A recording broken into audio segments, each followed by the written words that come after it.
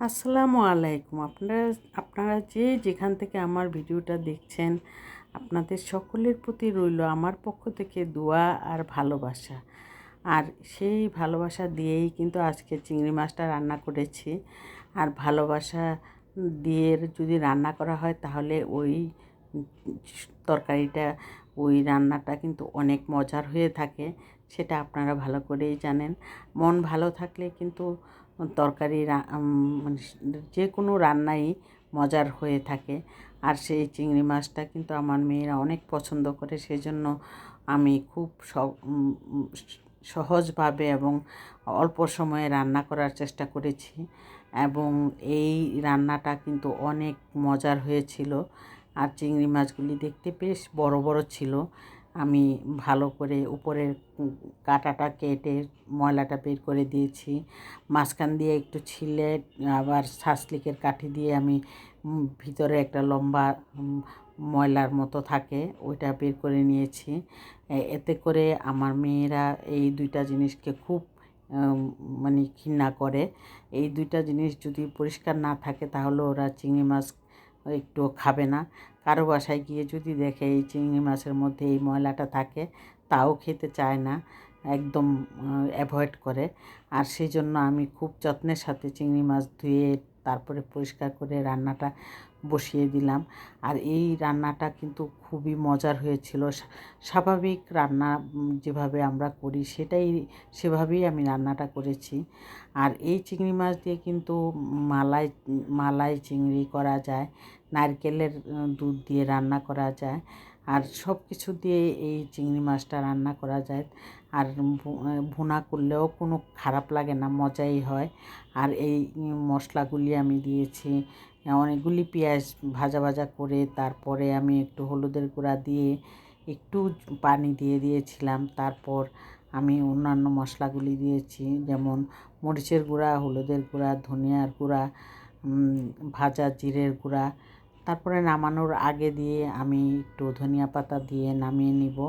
আবার বেশি ঝোল দিব না, একদমই অল্প ঝোলে একদম সুন্দর বোনা বোনা করে নিব। আর দেখতেই পাচ্ছেন আমি বেশি ঝোল দিয়ে, চিংড়ি মাছ থেকে যেই পানিটা উঠে ওই পানি দিয়েই কিন্তু চিংড়ি মাছ রান্না হয়ে যায়।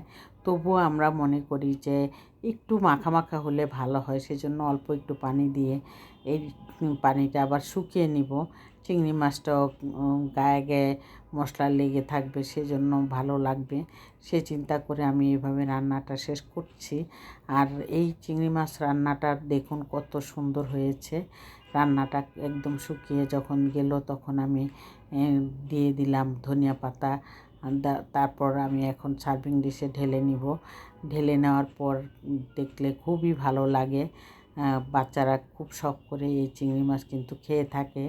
আর ওদের জন্যই বেশিরভাগ চিংড়ি মাছ রান্না করা হয়। আমরা কিন্তু বড়দের জন্য বেশি চিংড়ি মাছ খাওয়া ঠিক না, তবুও আমরা মাঝে মাঝে একটু একটু খেতে পারি। একটা চিংড়ি মাছ নিলেই আমাদের হয়ে যায়। আর বাচ্চারা খুব শখ করে 3 বেলা দিলে 3 বেলাই খেতে পারে। আর আমার ভিডিওটা যদি আমার কথায়, আমার ভিডিও দেখার পর যদি ভালো লেগে থাকে, অবশ্যই একটি লাইক দিয়ে কন্টিনিউ করবেন। সাবস্ক্রাইব করে অল বাটনে প্রেস করে রাখবেন। চিংড়ি মাছটা রান্নাটা কেমন হয়েছে সেটা আপনাদের উপরই ছেড়ে দিলাম। কমেন্টে জানাবেন কেমন হয়েছে। আর আমাদের তো বেশ মজা হয়েছে, আমরা খেয়েছি অনেক মজা করে। এদিক দিয়ে সন্ধ্যার সময় খুব তাড়াহুড়া করে ইফতার টেবিল রেডি করতে হয়েছে। তারপর কাস্টার্ডের জন্য কলা, আঙ্গুর, তারপরে আপেল এগুলি কেটে নিয়েছি। তারপর আমি কাস্টার্ডটা রেডি করে সব ইফতারির সামনে দিয়ে ভাবলাম যে ইফতারির টেবিলে সবাইকে বসতে বলছি, এবং আজানও দিয়ে দেওয়ার সময় হয়েছে। আমি অনেক কিছু রান্না করেছি আজকে।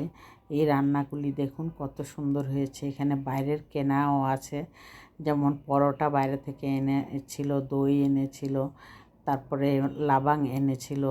সেই চিন্তা করে ইফতারিটা করার পর আমি রান্নাঘরে চলে আসলাম। আবার মাংস আনার পর গরুর মাংসগুলি খুব সুন্দর ছিল, সাইজে টুকরাগুলিও ঠিকঠাক মতোই ছিল। সেই জন্য আমার কাছে ভালো লেগেছে যে একই সাইজের টুকরাগুলি করে দিয়েছে। বাজার থেকে এনেছে আমার হাজব্যান্ড।